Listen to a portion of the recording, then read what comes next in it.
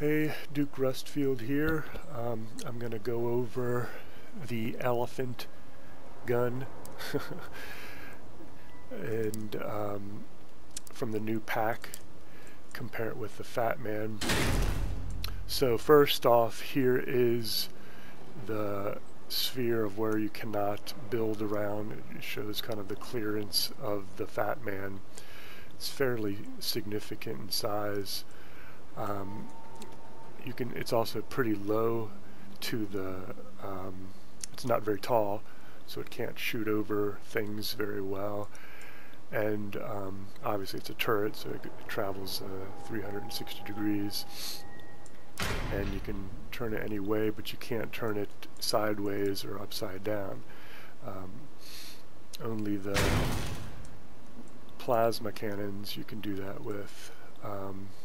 I guess you can do it with Tsunami. The fixed cannons you can also do it with, but not turret cannons, except the Elephant. So that's the sphere, and the Elephant is that. So that's just huge. It's got a moving part on it. I don't know what the hell that is. It's either air conditioning or like a motor to help it turn. But it looks very cool. A lot of detail on that. Maybe not the default color. Put a little WD-40 on it. It's a little rusty. But yeah, it's about, as big in terms of blockage as a Mammoth, which is about as big as there is. So, but I want to show a few other things here that haven't been brought up, I think, by other posters. So normally this build, I just borrowed it, I had pulsars here, and I had heavy tracks sitting in front of them to provide cover. So this shoots fine. No blockage here. Quite well protected. A Fat Man will be blocked putting this here. It can't shoot.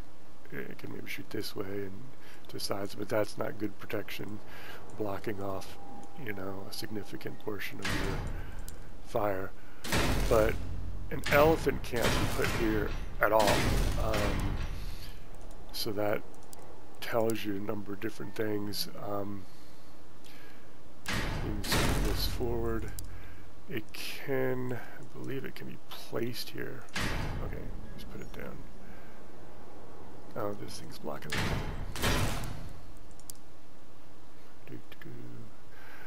So, even with a small track, even with this here, move that one,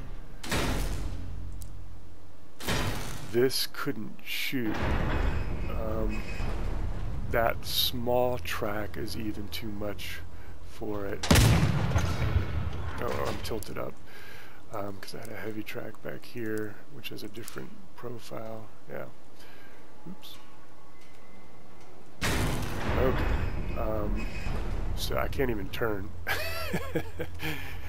So, maybe that's a bug, but placing it like that makes it a fixed cannon, if that's what you're trying to do, which is hard to imagine. But that kind of shows how low this gun is. It's really low, so you can't have hardly anything in front of it. And there's pros and cons to that. Harder to hit from the side, smaller profile, but we got to build things. You can't have anything in front of it, just about. But I want to show. So this is the Fat Man. I'm going to turn to the side. See how big that reticle is? It's just huge. You see how slow the gun turns. If I try and snap. Pretty bad aiming, but I'm going to try to hit my Leviathan to the left. I did it. But that was luck. So you can see that when turning this, the reticle gets huge. Most turret cannons are not good shooting on the move. The exception of Pulsar, which doesn't, and Quasar, which don't really care, but they don't turn exceptionally fast. And this is the Elephant. Turning is much faster, and the reticle bloom is not nearly as much. This is the first cannon, other than the Quasar Pulsar, that can be conceivably shot on the move quite well. And this is not the fastest, but it's pretty quick for toting around planes. So that's a significant development. And yes, you can turn this thing every which way. I don't know how much value you can get out of that, but you can do. Yeah, I have two of them. You're welcome, developers. But you know, obviously, they're up and down. Range of fire isn't nearly as great as their left and right, so you'd have to turn your whole vehicle. However, it's conceivable you could put these on hovers. It's conceivable because you can shoot on the move much easier than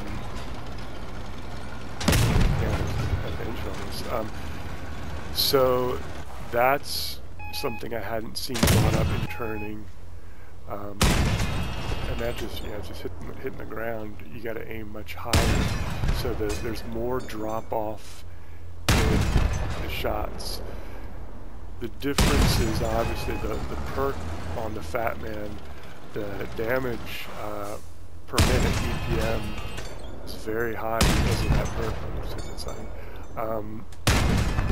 So, and there's value in having that snub barrel.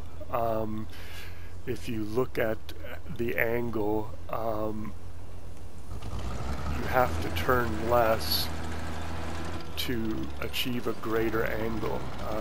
The longer the barrel is, the more you have to turn, like a tsunami. That's why you have to turn the whole vehicle substantially, because the barrel's so long. So it's interesting the changes the Elephant has over the Fat Man. I kind of wish it's very similar to a Fat Man, and you could run them together, but you'll see. So I'm going to have, I guess, two reticles. Yeah, you'll see the two. But as I'm driving, they're not going to match up. So the Fat Man's on the left. It's that big one.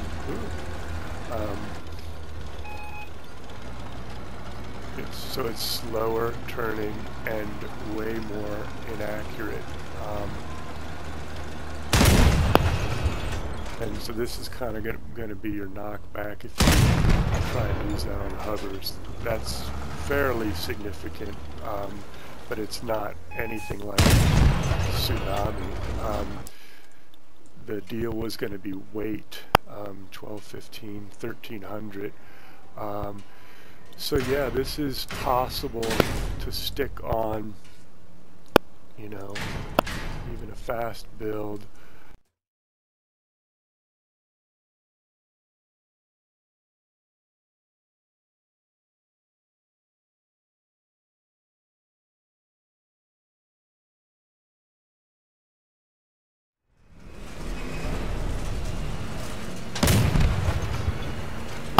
also scrape it with ammo box. But you can see you can see it's pretty agile for such a big cannon. So this has got some interesting possibilities. You would kind of think that these would be reversed. The Fat Man with its rapid firing would be better shooting on the move, having a fast vehicle, and this thing with its defensive perk would be better for getting stuck in, you know, driving up to someone, just planting yourself and then just firing and letting your durability last out. But that's not the way it is. So this is my quick review of the Elephant turret. I think it's a very nice weapon, looks great, and it's got a lot of uses that are beyond perhaps regular turret cannons. This is Duke Rustfield. Take it easy.